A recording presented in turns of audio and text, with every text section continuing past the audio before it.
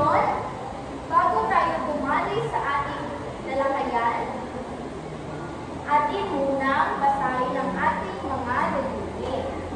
Pagkatapos ng aralin ito, tayo ay makakapagsunod-sunod ng mga pangyayari batay sa napakinggan at nabasang kwento. Pangalawa, naayos ng wasto ang pagkasunod-sunod ng mga pangyayari sa kwento. At ang panghuli, nabigyang halaga ang pagkasunod-sunod ng mga pangyayari.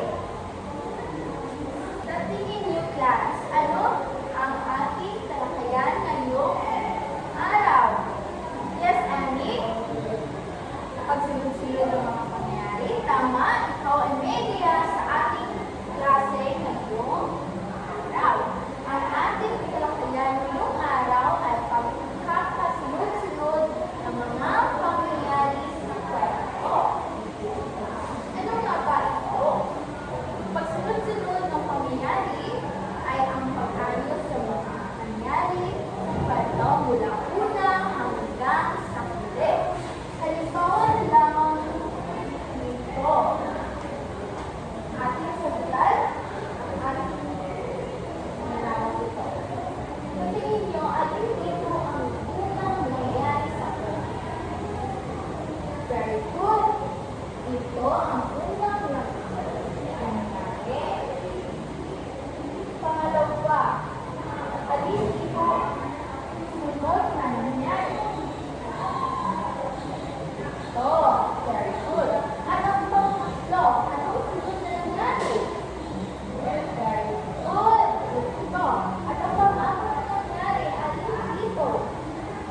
Ito, dahil tumubo na ang puno kanyang lagi. At panghuli, ito, very good. Dahil ang puno ay lumaki, agos at kabilang pinagyan ng ulan. Okay, ang puno ba ang ating mga halimbawa? Kumakuha, tayo ay nagkaroon ng paglalakad. Sa ating paglalakad, meron akong mga larawang ito at inyong iaayos ang kanilang pagkakasunod-sunod. Nakuha ba? Sino ang hindi nakuha? Okay, ko. Bawat inyong aalisin ang pagkasunod ng mga larawang ito. Ito ay inyong sasalihan sa inyong notebook. Nakuha? Okay. Bigyan ko kayo ng 3 minuto para mag-isip at sumunod. Okay.